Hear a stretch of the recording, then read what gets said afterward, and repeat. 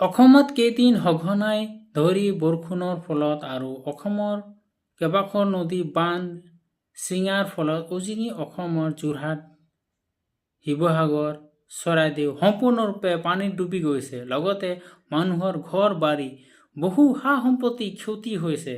লগতে থাকিব নোৱাৰা ঠাই, খাব পোৱা নাই। তেওঁলোকে ৰাস্তাৰ কাষতে বসবাস কৰি আহিছে। NDRF টিম আছে যদিও বহুতো কম পৰিমাণে নাও ব্যৱস্থা হৈছে, য'ত MLA বিধায়কে নিজে উদ্ধাৰ কাৰ্যত লিপ্ত হোৱা দেখা গৈছে। বানপানী পৰিয়ালৰ সাহায্যৰ কাৰণে 2 কোটি টকা আজমল ডাঙৰীয়াই অনুদান দিছে। দেখা গ'ল যে এনে উজনি বানপানীয়ে আগতে হোৱা নাছিল। ৰাইজে চিন্তিত হৈছে।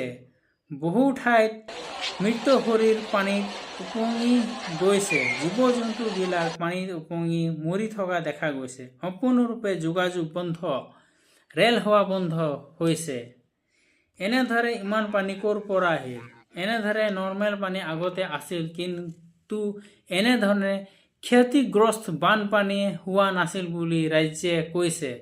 কিছুমান ক'ব খুজিছে নাগালেণ্ডৰ নেপু বান্ধে 3 পৰা 4টা গেট খুলি দিয়াৰ ফলত অত্যাধিক পানী আহিছে। ফলত চৰকাৰে দুৰ্বলভাৱে নিৰ্মাণ কৰা মথাউৰি ছিঙি গৈছে, টিকিব পৰা নাই। ফলত 3 পৰা 4টা মথাউৰি ভাঙিছে। অৱস্থা একেবাৰে বেয়া। গোটেইফালে পানীয়ে পানী। আৰু অৰুণাচলৰ পানীয়ে অসমত বৈ আহি কেইবাটাও নদ-নদীৰ বান্ধ ভাঙিছে।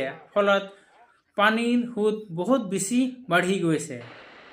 তথ্য অনুসৰি নাগালেণ্ডৰ অবৈধভাৱে কয়লা খননত পানী জমা হৈ থকা পানীয়ে পাহাৰ খহি পৰি সেই পানী ওলাই আহি অসমত পৰিছে। ফলত শিৱসাগৰ, যোৰহাট, চৰাইদেউ আটাইবিলাক ঠাইত পানীয়ে পানী আৰু বহুতো ঠাইত বহুত বেছি পৰিমাণে পানী দেখা গৈছে। ফলত বহুতো মানুহৰ মৃত্যু আৰু বহুতো মানুহ ক্ষতি সাধন হৈছে। যদিও চৰকাৰে নদ-নদী বান্ধ পৰৱৰ্তী কাৰ্যত মজবুত কৰি নবনায়, তেনেহ'লে পৰৱৰ্তী সময়ত ইয়াৰ ৰোধ কৰিবৰ কাৰণে বহুতো কষ্ট হ'ব।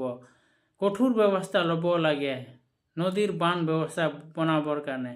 কেৱল ভোটৰ সময়ত ৰাইজৰ কাষত চাপিলে নহ'ব। যদি ভিডিঅ'টো ভাল লাগিলে আপোনালোক ছাবস্ক্ৰাইব কৰক, শ্বেয়াৰ কৰক আৰু লাইক কৰক। ধন্যবাদ।